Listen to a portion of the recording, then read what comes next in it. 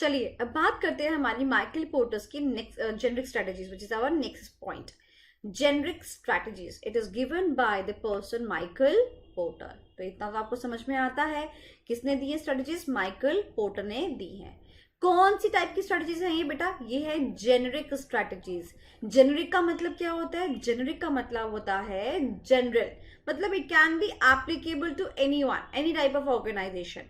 मैंने यहाँ पे नीचे आपको दिया हुआ भी है, देखेंगे पढ़ेंगे। These strategies have been termed as generic because they can be pursued by any type of the organization. So why they are termed as a generic? Because they can be used on the general basis by any kind of organization, छोटी हो या बड़ी हो, मोटी हो या पतली हो, कोई भी टाइप की ऑर्गेनाइजेशन इस स्ट्रेटेजी को इस्तेमाल कर सकती है। इन्होंने बोला कि ये स्ट्रेटेजी को इस्तेमाल करके you can gain the competitive advantage. And ये स्ट्रेटेजी को आप अगर लगाना चाहें तो आपके पास 3 तरीके हैं, मतलब 3 टाइप हैं। ये 3 टाइप हैं, कौन कौन से, cost leadership, differentiation and focus. चलिए बात करते हैं सबसे पहले इनके इंट्रोडक्शन की। जब हम बात करते हैं ना बेटा जेनरिक स्ट्रेटेजीज की, तो माइकल पोर्टर ने हमको बोला कि अगर आप एज अ जनरल बात करते हो स्ट्रेटेजी लगाने की, तो आपके पास में 3 तरीके हैं। हमने कहा कौन कौन से, कहते या तो आप कॉस्ट लीडरशिप लगा लो, या डिफरेंशिएशन लगा लो, या फोकस डिफरेंशिएशन या फोकस लगा लो। हमने कहा ठीक है, पहले आप हमें मतलब तो समझाओ इनका, तभी तो हम लगा पाएंगे। चलिए फिर मतलब समझते हैं। सबसे पहला है कॉस्ट लीडरशिप। सबसे पहला है कॉस्ट लीडरशिप। ये क्या कहता है, ये कहता है कि हम जो है मार्केट में क्या करना चाहते हैं, लीडरशिप रखना चाहते हैं। मार्केट में लीडरशिप मतलब हम ही हम, बाकी सब कम। और लीडरशिप किसके बेसिस पे रखना चाहते हैं, कॉस्ट के बेसिस पे रखना चाहते हैं कि हम जो है ऐसी कॉस्ट पे सामान बेचें जिससे कि सारे ग्राहक हमारे पास आ जाएं और हम जो है उस मार्केट के लीडर बन जाएं। बात समझ आई। अब बताओ, अगर आपको कॉस्ट के बेसिस पे लीडरशिप बनना है, आपको लीडर बनना है, तो आपको माल सस्ते पे बेचना है कि महंगे पे? ऑफ कोर्स मैम, कस्टमर तो सस्ते पे माल खरीदता है ना। तो इन दिस स्ट्रेटजी हम क्या करते हैं, कस्टमर को कम प्राइस पे गुड्स देते हैं। और जब हम कम प्राइस पे देते हैं तो यार हम सबकी ख्वाहिशें पूरी नहीं कर सकते ना। So we produce the standardise product, मतलब सबके लिए एक समान प्रोडक्ट। आपने कभी बचपन में सुना होगा अपने मम्मी पापा के मुंह से कि हम तो ना एक थान का कपड़ा ले आते थे, तो थान ले आते थे और उस थान के अंदर से ना सारे बहनों के, 500 की 500 बहनों या 500 के 500 भाइयों का ना कपड़ा सिल जाया करता था, है ना, कपड़े सिल जाया करते थे।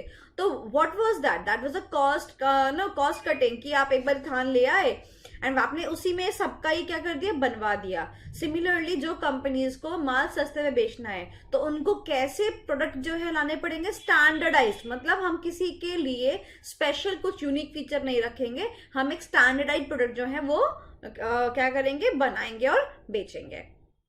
ठीक है, तो हम क्या करेंगे, स्टैंडर्ड प्रोडक्ट को बेचेंगे और at a very low price. और साथ ही में हम किसको जो है टारगेट करेंगे, will be targeting the price sensitive buyers.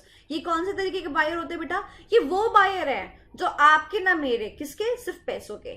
जैसे मान लो कि मैं आज सस्ते में पढ़ा रही हूँ तो ये आज मेरे पास आएंगे, और कल किसी और ने अपना प्राइस गिरा दिया तो उसके पास चले जाएंगे। They are not focusing on quality, they are not focusing on anything.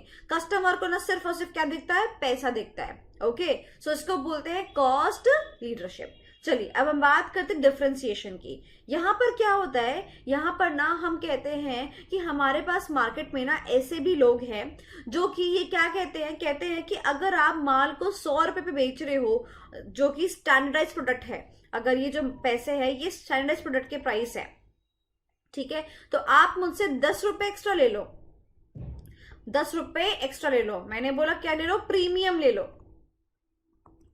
But मेरे को मेरी ख्वाहिशें यूनिक प्रोडक्ट बना के दो। जैसे मान लो मैं गई, मैंने कहा टेलर आप सबके साथ ऐसे ही बनाते हैं, ठीक है, बट मैं चाहती हूँ आप मेरे लिए यूनिक बनाए, ऐसा करके पाइपिन लगाएं, ऐसे एम्ब्रॉयडरी डाल दे, ऐसा गला कर दे। तो कहते हैं मैडम जितने आपके चोचले बढ़ते जाएंगे उतने में पैसे बढ़ाता चला जाऊंगा। तो यहाँ पर हम क्या करते हैं, कस्टमर को यूनिक प्रोडक्ट देते हैं, उसकी ख्वाहिशों को पूरी करते हैं, उसकी ख्वाहिशों को पूरा करते हैं। ठीक है, और क्योंकि कस्टमर अपनी ख्वाहिशें पूरा करना चाहते हैं तो क्या पे करता है, प्रीमियम प्राइस पे करता है। क्या पे करता है, प्रीमियम प्राइस पे करता है। और इसको लिख लीजिए यहाँ पर, प्रीमियम प्राइस। प्रीमियम प्राइस, यहाँ पर लिख लीजिए, पे करता है। और यहाँ पर हम इसीलिए बोलते हैं कि जो हमारे कस्टमर होते हैं वो प्राइस सेंसिटिव नहीं होते। वो कस्टमर कैसे होते हैं? प्राइस इनसेंसिटिव होते हैं, कि आप उनसे प्रीमियम चार्ज कर सकते हो, वो अपनी ख्वाहिशों को पूरा करने के लिए पैसे देते हैं। बात समझ आई? इसको बोलते हैं प्राइस सेंसिटिव बायर्स को, प्राइस इनसेंसिटिव बायर्स को टारगेट करना। बट मैं यहीं पर आपको ना एक वर्ड जो है यहाँ पर आपको ऐड करवा रही हूँ। यहाँ पर इनसेंसिटिव बायर से पहले एक वर्ड ऐड कर दीजिए प्रीफिक्स में, रिलेटिवली प्राइस इनसेंसिटिव, है ना, रिलेटिवली इनसेंसिटिव बायर्स। ध्यान से मेरी बात सुनेंगे। हाँ, माना कि ये कस्टमर जो है 10 रुपए एक्स्ट्रा देके अपनी ख्वाहिशें पूरी करना चाह रहे हैं, बट अगर मैं इनसे बोलूं कि आपको जो है मैं 1000 रुपए चार्ज करूंगी, भाई भाग लेगा कस्टमर यहाँ से, कहेगा शक्ल देखिए अपनी, 1000 रुपए, 100 रुपए, चलो 110 दे दिया, 1000 रुपए तो बहुत बड़ी बात होती है। तो ऐसा नहीं है कि यहाँ पर हम बायर से कुछ भी पैसा लेंगे, है ना। तो वी कैन से दैट कि इनसेंसिटिविटी तो है, बट इतनी भी इनसेंसिटिविटी नहीं है कि तुम कितना भी चार्ज कर लो। तो हम कहते हैं कि हाँ, अगर मैं कॉस्ट लीडरशिप की बात करूं और अगर मैं अगर मैं डिफरेंशिएशन की बात करूं, तो डिफरेंशिएशन के जो कस्टमर होते हैं ना, वो रिलेटिवली कैसे होते हैं? प्राइस इनसेंसिटिव होते हैं। रिलेटिव का मतलब जब मैं उनको कंपेयर करती हूं किन लोगों से जो कि सस्ते पे ही जाते हैं बस, तो उनके कंपैरिजन में ये थोड़े से पैसे खर्च करके अपनी ख्वाहिशों को पूरा करने वालों में से हैं। तो उसको मैं क्या बोलती हूँ? ये कैसे हैं? रिलेटिवली कैसे हैं? Relatively price insensitive buyers. बात समझ आया? वो क्या है? सेंसिटिव बायर्स है। बिल्कुल, जैसी प्राइस 1 रुपए भी इंक्रीज किया ना, भग लेंगे वहां से। बट ये कैसे है? कि अपनी ख्वाहिशों को पूरा करने के लिए थोड़े से पैसे एक्स्ट्रा देने को तैयार हैं, बट हम इनको इनसेंसिटिव नहीं बोल सकते। हमें इनको क्या बोलना पड़ेगा? Relatively insensitive. मतलब कि इनके कंपैरिजन में ये क्या है? इनसेंसिटिव है, कि ये भगेंगे नहीं, ये अपनी ख्वाहिशों को पूरा करने के लिए वहीं पर टिके रहेंगे। बात समझ में आई? चलिए, जब मैं बात करती हूँ ना बेटा कॉस्ट लीडरशिप की,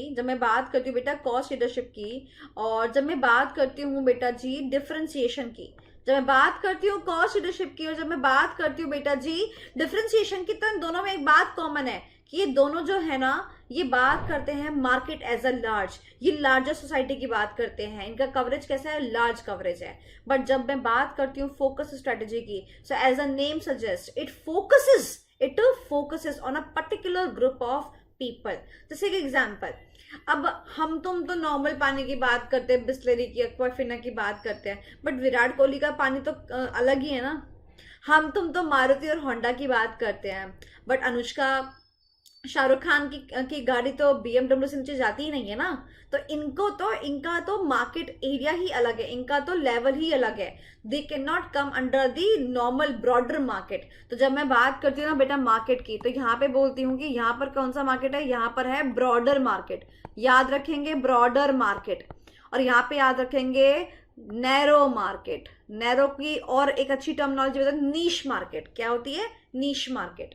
हम पढ़ेंगे आगे इसको। तो उसने क्या बोला? फोकस स्ट्रेटेजी में it fulfils the need of small group of customers. तो जब हम छोटे ग्रुप की नीड्स को फुलफिल करते हैं उसको क्या बोलते हैं? Focus strategy. मैं आपको बता देना चाहती हूँ कि नवंबर 2020 में एक क्वेश्चन आया था इसी स्ट्रेटेजी के ऊपर, and I was the faculty जिसने कि सही स्ट्रेटेजी चुन के बताया था कि फोकस स्ट्रेटेजी लगेगी, और बाकी बहुत सारे ऐसे लोग थे जो कि इसका आंसर सही नहीं दे पाए थे। मैं फैकल्टीज की बात करूँ तो फैकल्टीज के पॉइंट ऑफ व्यू से भी आंसर सही नहीं आया था। बहुत नामी फैकल्टी से उनका आंसर सही नहीं आया था, बट मेरा आंसर बिल्कुल सही था, because we depend on the conceptual clarity. हम किस पे फोकस करते हैं? हम फोकस करते हैं कंसेप्चुअल क्लैरिटी पे। तो हमारे स्टूडेंट्स ने तो बिल्कुल सही जवाब लिखा था without any second thought. So you should, you should be happy and you should be proud that you are now taking classes from me, and it is giving you the conceptual clarity as well as the briefing about your content, and that too totally ICAI based. Of course बेटा examination जो होते हैं वो ICAI के होते हैं, तो आपको उनके अकॉर्डिंग ही पढ़ना पड़ेगा। ठीक है, चलिए। Now we are going to talk about the cost leadership strategies। हाँ जी, सो अब हमें पढ़ना है cost leadership strategies के बारे में।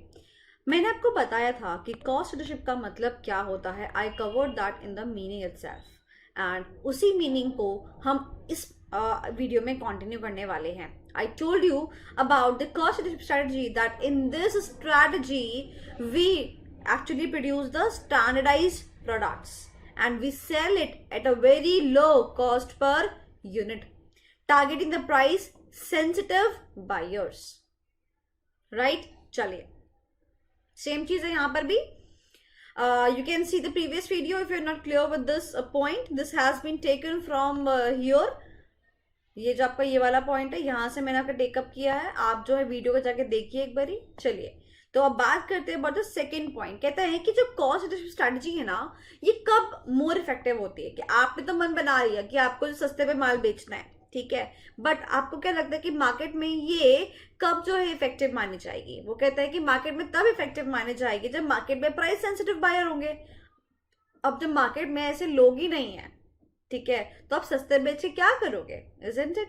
फर्दर, अगर buyer do not care much about one brand, तभी आप इसको जो है सक्सेस कर सकते हैं. मतलब क्या है कि बायर्स के मन में मान लो ये है कि उनको फलाना ब्रांड का ही सामान लेना है. एग्जाम्पल, पानी बिस्लरी का ही पीना है. आप कुछ भी कर लो तो बिस्लरी का ही पानी पियेंगे, राइट. अगर उनको क्लासेस फलाना जगह से लेनी है क्योंकि वो ब्रांड के बारे में फोकस करते हैं, तो वो वहीं पर जाएंगे. फिर वो प्राइस को देखते ही नहीं है भाई, उनको तो ब्रांड से मतलब होता है ना. तो यहाँ पर वो कह रहे हैं कि ऐसे कस्टमर्स जो कि जिनको कि ब्रांड से मतलब होता है, अगर ऐसे कस्टमर्स मार्केट में हैं तो फिर कोई फायदा नहीं है. ओके, चलिए अब बात करते हैं about next thing. This strategy includes, मतलब कि अगर आपको सेलिंग प्राइस जो है कम रखना है, सेलिंग प्राइस जो है वो कम रखना है, सो इट ऑलवेज मीन कि आपको अपना कॉस्ट प्राइस भी क्या रखना पड़ेगा, कम रखना पड़ेगा. एंड ये जो कॉस्ट प्राइस पर यूनिट है आप किस में निकालते हो, कॉस्ट शीट के अंदर निकालते हो. वहां पर क्या निकलता है, कॉस्ट प्राइस पर यूनिट निकलता है, राइट. तो कॉस्ट प्राइस पर यूनिट जो निकलता है उसको हमें मिनिमल से मिनिमल रखना है. इसीलिए हमारे को अपने खर्चे भी कम से कम रखने पड़ेंगे. उसी के रिलेशन में कुछ पॉइंट्स यहाँ पर गिवन है. जैसे कि पहला पॉइंट, लो ओवरहेड्स. आपको पता है, आपने कॉस्टिंग में पढ़ रखा है कि आपको ओवरहेड्स की कॉस्ट, मटेरियल की कॉस्ट, लेबर की कॉस्ट, ये सब पॉइंट भी आप लिख सकते हो. उनकी कॉस्ट क्या रखनी पड़ेगी, मिनिमाइज रखनी पड़ेगी, लो रखना पड़ेगा. चीजों को कम से कम वेस्ट करना होगा. आपको देखना पड़ेगा कि आप वेस्टेज न के बराबर करें. Next is wide span of control. ये वाला टॉपिक समझो जरा, ये वाला पॉइंट क्या कहता है. जैसे एक बात मुझे बताओ, एक टीचर है, ठीक है, एक टीचर है. ये टीचर जो है ये क्लास में वन टीचर पर आपको नंबर ऑफ स्टूडेंट्स पढ़ाने होते हैं, लेट सपोज 10, ठीक है. ऑन द कॉन्ट्ररी आपको पढ़ाने होते हैं 50. कितने, 50.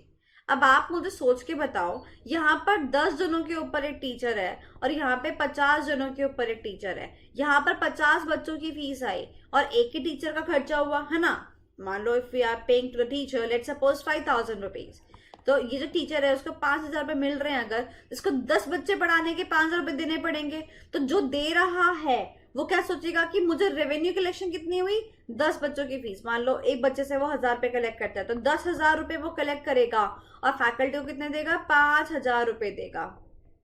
तो कितने बचेंगे उसके पास, 5,000 रुपये. मैं भी बाकी कोई खर्चा नहीं ले रही हूँ, ठीक है. बट ऑन दी कॉन्ट्रेरी जब उसी क्लास से 50 बच्चे होंगे तो उसे कितने रुपए इकट्ठे होंगे, 50,000 रुपए. और उसको टीचर को कितना देना है, सिर्फ मात्र 5,000 रुपए. तो उसको कितना मुनाफा हो गया, 45,000 रुपए. तो इसको हम कहते हैं वाइड स्पैन ऑफ कंट्रोल. मतलब एक जो आपके लोग हैं उसके ऊपर सरदार बिठाना, एक स्पैन ऑफ कंट्रोल देना. उसको आप जितना वाइड रखोगे, आप जितने ज्यादा बच्चे इकट्ठे कर लोगे और जितने सरदार, आप जितने इंस्पेक्टर उनके ऊपर कम लगाओगे, जितने मैनेजर्स आप कम अपॉइंट करोगे, उतना आप पैसा को क्या करोगे, घटा के चलोगे. बात समझ आई? I think so this is clear. Okay, अब आगे चलते हैं नेक्स्ट पॉइंट की तरफ चलते हैं. नेक्स्ट पॉइंट की तरफ जाने से पहले एक सेकंड मैं स्क्रीन को क्लियर कर लेती हूँ.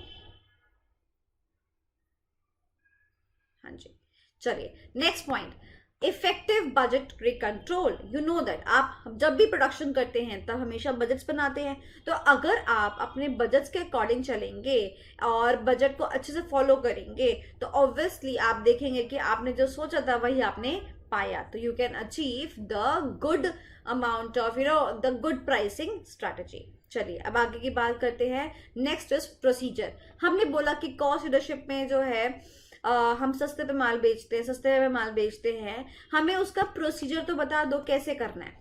तो सबसे पहला पॉइंट उसने बोला फॉरकास्ट दी डिमांड। कहता है डिमांड को फॉरकास्ट कर लो, very important from examination perspective, पहले ही बता दूं, ठीक है।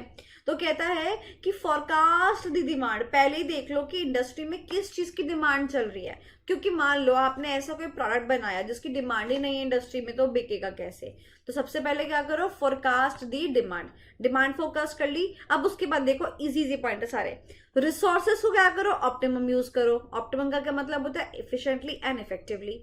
इकोनॉमीज ऑफ स्केल को क्या करो, अचीव पढ़ो। ये सारा चीजें किस में कवर होती है, इकोनॉमिक्स में कवर होती है। इकोनॉमिक्स ऑफ स्केल का मतलब क्या है कि जब हम लार्जर लेवल पे प्रोडक्शन करते हैं तो कॉस्ट प्राइस पर यूनिट क्या हो जाती है, कम हो जाती है, because of the variable cost. तो ये आपने इकोनॉमिक्स से पढ़ रखा है। तो उसने बोला कि ज्यादा मात्रा में बेसिकली आप प्रोडक्शन करो ताकि आप इकोनॉमीज ऑफ स्केल का फायदा उठा सको। फिर प्रोडक्ट कैसा बेचो, स्टैंडर्डाइजेशन ऑफ द प्रोडक्ट, किसी की ख्वाहिशें पूरी करने की जरूरत नहीं है। और फर्दर उसने बोला टेक्नोलॉजी कैसे रखो, एडवांस, क्योंकि आप एडवांस टेक्नोलॉजी रखोगे तो कॉस्टिंग आपकी कम आती है ना। अब जैसे मैं आप एसी लेने के लिए जाऊंगी, पुराना एसी कितना बिल बिठाता है ना, नया एसी जो होता है वो आजकल इतने अच्छे बढ़िया एसी आ रहे हैं जो कि आपके बिल को कम करते हैं, है ना। वो ऐसी टेक्नोलॉजी का इस्तेमाल करते हैं जिससे कि आपका एसी का बिल कम आता है। तो उसने बोला कि अगर आपको कॉस्ट लीडरशिप स्ट्रेटेजी अपनानी है तो आपको ये प्रोसीजर फॉलो करना पड़ेगा। इसको बहुत अच्छे से करेंगे और इवन आई विल से कि आप इसको एक बार ICAI मैट से भी कवर कर लीजिए। It is very very very important, ठीक है। चलिए अब बात करते हैं रिस्क की, कि अगर मान लो मैंने कॉस्ट लीडरशिप स्ट्रेटेजी लगा ली तो मेरे को क्या क्या रिस्क है। सबसे पहला रिस्क है इमिटेट। इमिटेट का मतलब होता है कॉपी करने का। अब मान लो कि ये बायर है, सॉरी ये सेलर है, ये सेलर है, ये सेलर है, ये सेलर है, ये सारे क्या बेटा सेलर्स है।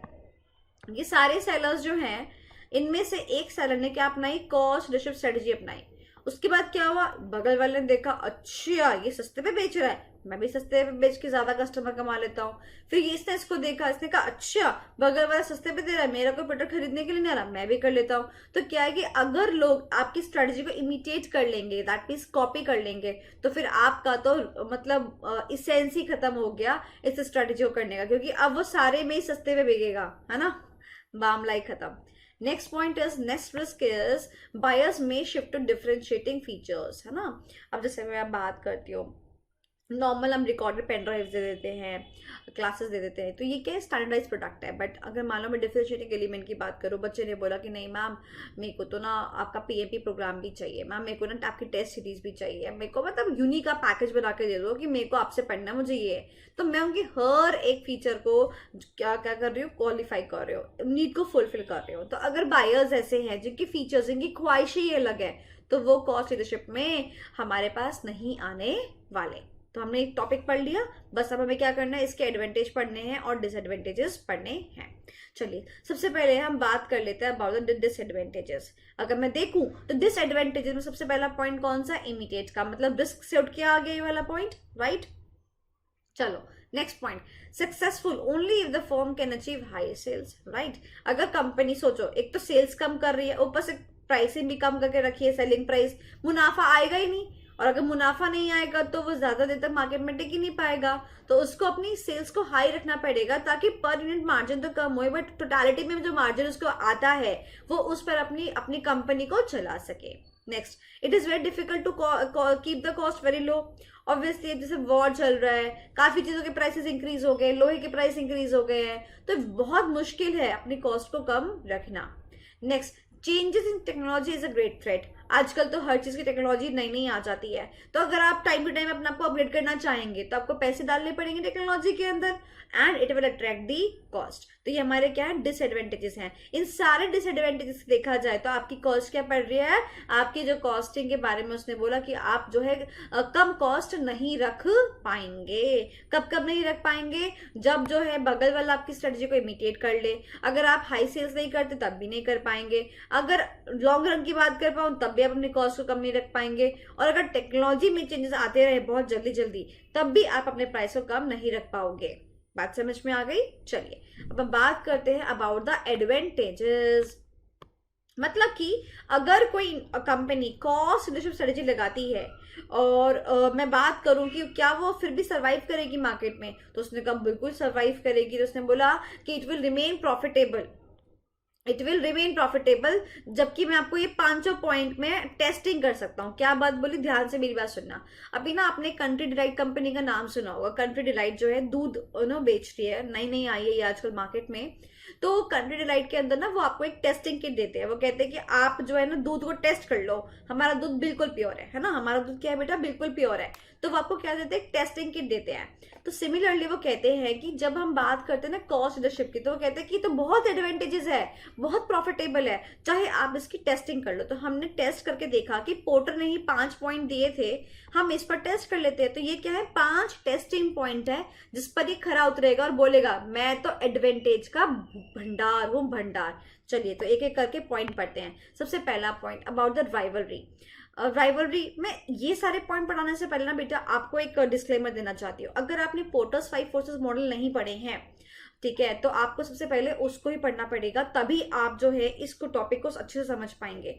तो do not forget to cover the topic of Porter's 5 forces model before you commence with the advantages of this strategy. चलिए अब बात करते हैं राइवलरी की। राइवलरी क्या होती है, राइवलरी का मतलब होता है हमारे जानी दुश्मन। कौन है हमारे जानी दुश्मन, कहते हैं अगर हमारे जानी दुश्मन की बात करें तो भैया हमारे तो प्रोडक्शन और सेल्स का प्राइस कैसा है, लो ही है, बात ही खत्म भैया, हमारी कोई प्राइस वॉर ही नहीं है, हम तुमसे जो है कंपैरिजन कर ही नहीं रहे हैं, क्योंकि हम तो सस्ता बना रहे हैं और सस्ता बेच रहे हैं। आगे बात करते हैं बायर्स की। हमने पोर्टर्स के 5 फोर्सेस मॉडल में पढ़ा that bargaining power of the buyer, buyer के पास एक बार्गेनिंग पावर होती है। तो हमने कहा कि बायर्स के पास बार्गेनिंग पावर होती है, बट वो बायर तो है वो हमसे बार्गेन ही क्यों करेगा, क्योंकि हम तो वैसे ही सस्ते पे दे रहे हैं, तो बायर तो हमारे ही प्रोडक्ट लेगा, बार्गेनिंग की कोई बात ही नहीं है। और हमने बात की थी ना प्राइस सेंसिटिव बायर्स की, वो तो हमारे पास ही आने वाले हैं, तो बायर का ठेका तो आप मत ही लो, आप टेंशन ही मत लो बायर की, तो वो सब हमारे पास आने वाले हैं। अब बात करते हैं सप्लायर की। हमने पढ़ा था bargaining power of the supplier. Supplier मतलब जहां से हम माल खरीद के लाते हैं। अब क्या होता है, सप्लायर कहता है अच्छा तुम बड़े शाणे बन रहे हो, या फिर उनसे बोलता है कि अच्छा अगर मैं तुम्हारा कॉस्टिंग इंक्रीज कर दूं, सप्लायर जो हमें माल दे रहा है, अगर मैं उसको ही इसका ही प्राइस इंक्रीज कर दूं, तो तुम सस्ते पे कैसे बेच पाओगे। तो उसने बोला कि हम सोनाली मैम की तरह हैं, हम आपको प्रोटेक्ट करके चलेंगे, हम खुद सब कुछ सह लेंगे, बट आपके ऊपर दिक्कत नहीं आने देंगे। मतलब कि हमने बोला कि लेट सपोज कि कोई प्रोडक्ट था जो कि 100 रुपए पे हमारा बनता था, ठीक है, और उसमें मटेरियल लगता था बेटा सपोज करो 10 रुपए का, ठीक है, इसमें से 10 रुपए किसके थे बेटा, मटेरियल के थे, 10 रुपए मटेरियल के। पीछे से कहते हैं मटेरियल महंगा हो गया, 10 की जगह 12 हो गया, अब हमारी कॉस्टिंग कितनी आएगी, अब हमारी कॉस्टिंग आएगी 102 रुपए, ठीक है। मान लो मेरा सेलिंग प्राइस था 120 रुपए, अब मैं क्या कह रही हूँ, मैं कह रही हूँ कि मैं अपना 120 का 120 ही रख रही हूँ, मतलब कि मैं तुमसे कम ही पैसे चार्ज करूंगी, बट अब क्या है मैं अपना प्रॉफिट मार्जिन क्या कर लूंगी, कम कर लूंगी। मैं कम खा के खुश हूं, तुम मुझे कम प्रॉफिट मार्जिन 18 रुपए का दे देना, मेरा मार्जिन जो है 20 से 18 हो जाएगा, कोई बात नहीं। मतलब कि अंदर cost leadership strategy I am ready to absorb the increase in price before the price increase to the customer. पहले मैं एब्जॉर्ब करूंगा, जितनी मेरी क्षमता होगी मैं करूंगा, और उसके बाद ही अगर लगेगा कि मुझसे अब नहीं हो रहा है, तब मैं कस्टमर के लिए पैसा बढ़ाऊंगा। बात समझ आ गई। चलिए अब हम बात करते हैं अबाउट द न्यू एंट्रेंट्स। आपको पता है पोर्टर्स के 5 फोर्सेस मॉडल के अंदर न्यू एंट्रेंट से भी हमें थ्रेट है, राइट। तो उसने बोला कि ठीक है थ्रेट है, बट अगर हम एग्जिस्टिंग लोग कॉस्ट लीडरशिप स्ट्रेटेजी को अपना रहे हैं, तो नए वाले जो लोग हैं ना वो क्या कर पाएंगे, वो इस हमारी इंडस्ट्री में आकर सस्ते पे नहीं बेच पाएंगे और उस एफिशिएंसी से नहीं बेच पाएंगे, तो यार हम ही जीतेंगे।